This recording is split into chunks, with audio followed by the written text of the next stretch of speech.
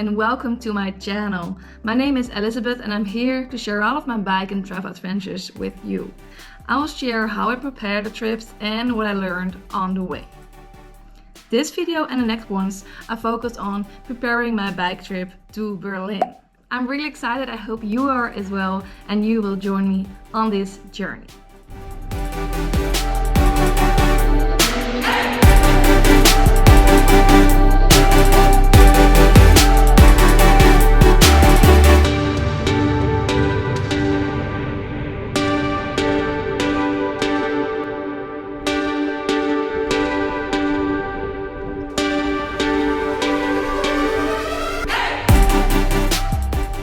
Let me be clear, I'm making this videos not because I'm already a highly experienced biker, but actually because I'm not. Last summer I made my first longer bike trip to Paris, and I'm now planning my second long bike trip to Berlin. And as I'm learning by doing, I wanted to share this learning trip with you, so you can join me on this trip and might learn from it too. I would love to inspire and help people who are already thinking about doing such a bike trip as going to Berlin. So that's why I'm making these videos, to inspire each other and help each other out, give each other tips and tricks.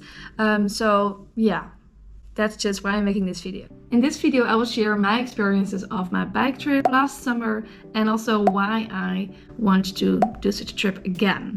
I also will share some of the challenges you may face during such a trip, because it is a lot of fun, but there are also challenges. I'm gonna be honest with you guys, it's not always easy. It's not always nice. You're gonna have like bad weather and stuff. So I'll give you the honest picture of a bike trip according to my experiences, and then after that we'll dive in the fun stuff.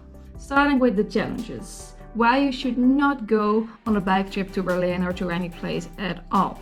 First, the weather. There's nothing so unpredictable as the weather, and if I'm being honest, there's no chance of you having your whole trip good bike weather. There's gonna be rain, it's gonna be headwind, there's gonna be very, very hot days which you don't want to spend on the bike. And of course you can choose to have a rest day if it's really raining a lot, but there's always gonna be moments that you're already biking or you have to bike because of your planning travels, which makes that you are ending up biking in the rain, like this and this. And you have to be okay with that. The second challenge is the physical effort of biking long distances.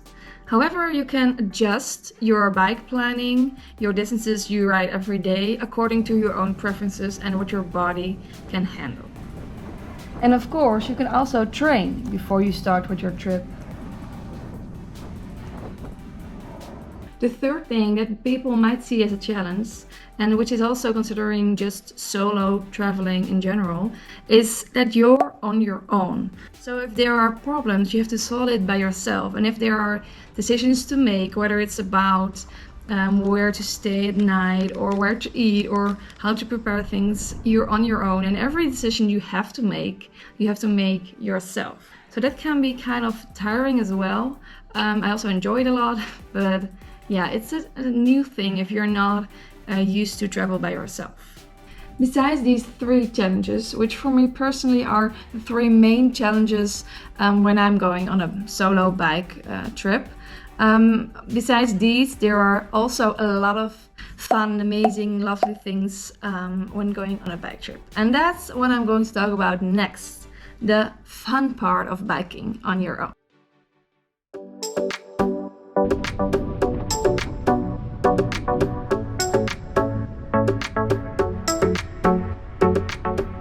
Talking about these challenges, I also have to say that two of the three are also part of why I love biking. Being on your own, deciding everything on your own, gives me such a feeling of freedom, which is like amazing. And also the physical effort it takes for my body makes me feel so accomplished when I'm arriving at the place where I'm staying for the night. So these two are also a big part of what I love about biking. Another thing I really like about biking is that you're most part of the day outside. So you're biking through a lot of beautiful nature, a lot of nice places, and you're not closed off like you're in the car. So Everything you feel like directly on your skin and in your hair, and you're really close by the world around you, which makes you feel like you're alive and you're in the moment, and that's beautiful. The third thing I really like about biking is the simplicity. You only need to think about two things. One, take care of your body. You need to stay hydrated, you need to feed yourself, and you have to take a rest. The second thing is just to bike. That's the only thing besides your body that needs your attention. And I'm not sure about you guys, but in daily life, there are so many things that ask for my attention, so much things I need to do, and having only these two things for like a week or two, how long the trip takes, that's such a good feeling. That just makes me so calm and allows me to relax so well. The last big reason why I love to bike is because it's a big adventure. You meet so many new people, you visit so many new beautiful places, and you eat new things. Like, it's all one big adventure.